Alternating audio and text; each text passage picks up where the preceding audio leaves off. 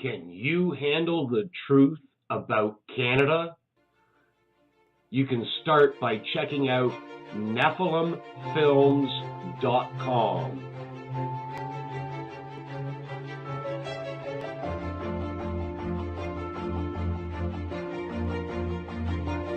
Welcome back to the show. We are hitting the home stretch. We're going to take our time with this. We're going to ease into this like a lukewarm bath.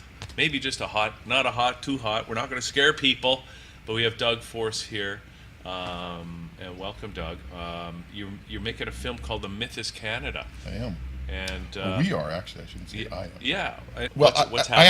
I asked a simple question. In 2017, we're celebrating 150 years of Confederation, are we not? It's Yes, all over we the are. place. They Yeah. have big parties this summer. Yeah. And they say in 1867, the British North American Act caused Canada to confederate. Right. In 1889, the Interpretation Act that was created in the UK said that the Dominion of Canada was a colony. So how can we have confederated in 1867 and be a colony in 1889? Well, then we had the Statute of Westminster. Right. Correct. That ended the British North American Act. But prior to that ending, they did something very, very smart. Queen Victoria, she wanted to end the monarch of Canada, and in 1893, they did what they call the Statutes Law Revision Act, which took out the enacting clause from the British North American Act, but also more importantly, it took out Section 2 of the British North American Act, which said that there was a monarch in perpetuity through heredity. It eliminated that. So in 1901, when she passed away, the monarchy ended in Canada. So I asked the question. Okay. In 1982, when Pierre Elliott Trudeau went to England, what queen was he taking the Canada Act to? Because it certainly wasn't the Queen of Canada. We hadn't had one since 1901. I, Justin P.J. Trudeau, do swear that I will be faithful and bear true allegiance to Her Majesty Queen Elizabeth II, Queen of Canada, her heirs and successors. So help me God.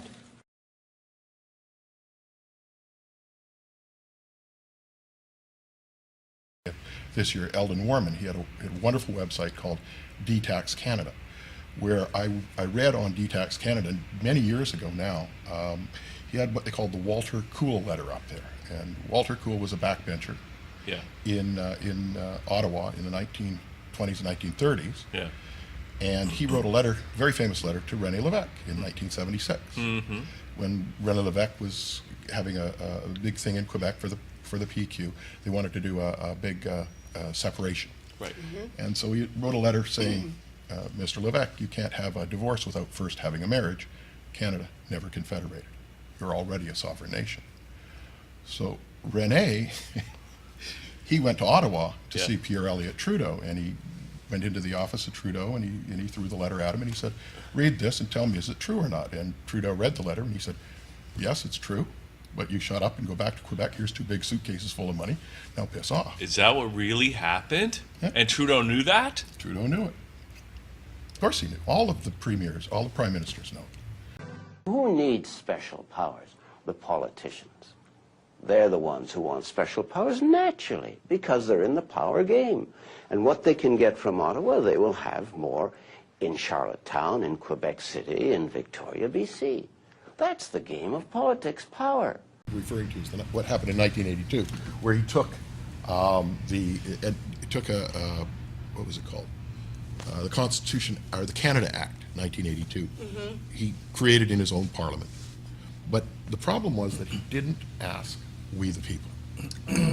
But Canada is a corporation, because that in 1982, if you read the Charter of Rights and Freedoms, one has to understand what a charter is and what you do when you open a corporation. You charter a company. Okay. I remember Harper, when he was government a few years ago, he was in an interview in Calgary, and he made claim that the federal government is a de facto government, which means it's an unlawful and illegal government. The Governor General just recently, the one before the one that's in there now, she made it very clear that she was a de facto head of state. That's why we need this movie to come out. And that's why we need to stand up against the NWO and make sure that their plans do not succeed, because we have the power. We, the people, have the power.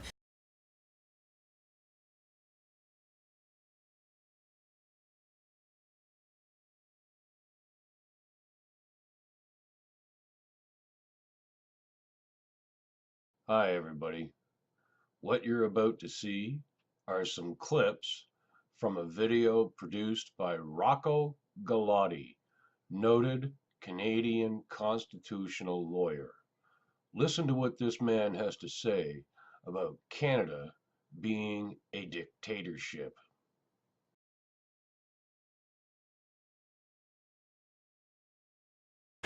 Now, subject to questions, that's all I want to talk about the Bank of Canada, but my gracious hosts here have asked me to briefly talk about some of my other cases and how they're separate or how do they fit in with the Bank of Canada case. So unless I'm boring you, I'll take 5 to 7 minutes and I can just briefly talk about the bigger picture, if it's okay with you.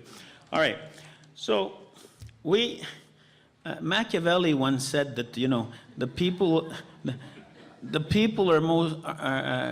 are most enslaved when they declare themselves to be free, right?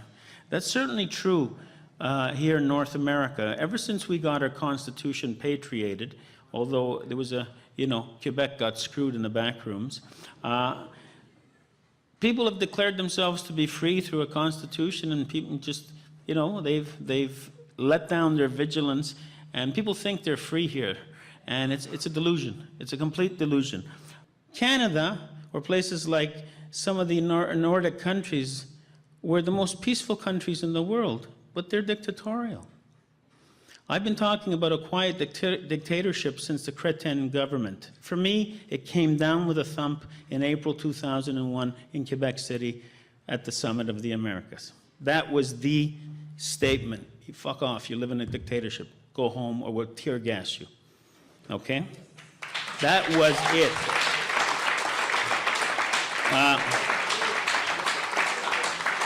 I defended the First Nations at Guffisson Lake. I don't know, who remembers Guffisson Lake? Very few. Lloyd Axworthy and Princess Diana of Wales were touring the world trying to convince the world that we should ban landmines, military landmines. First Nations in northern BC occupied a piece of land they said was stolen from them. The Canadian Army surrounded them and laced the perimeter with the landmines Princess Diana and Lloyd Axworthy were trying to ban over Europe at the same frigging time, right? So the dictatorship, and that was all illegal action under the Constitution.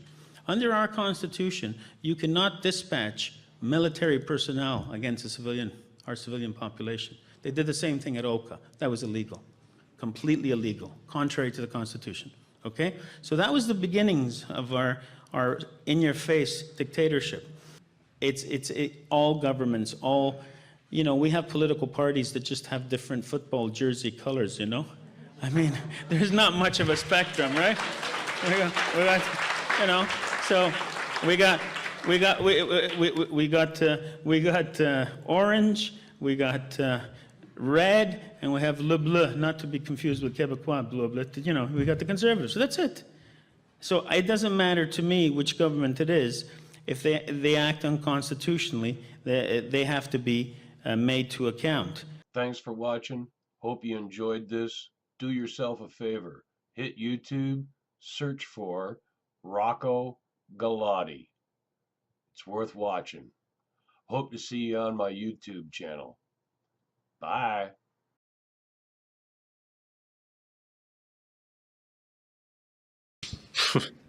The greatest threat to our freedom of speech, I would say, is political correctness.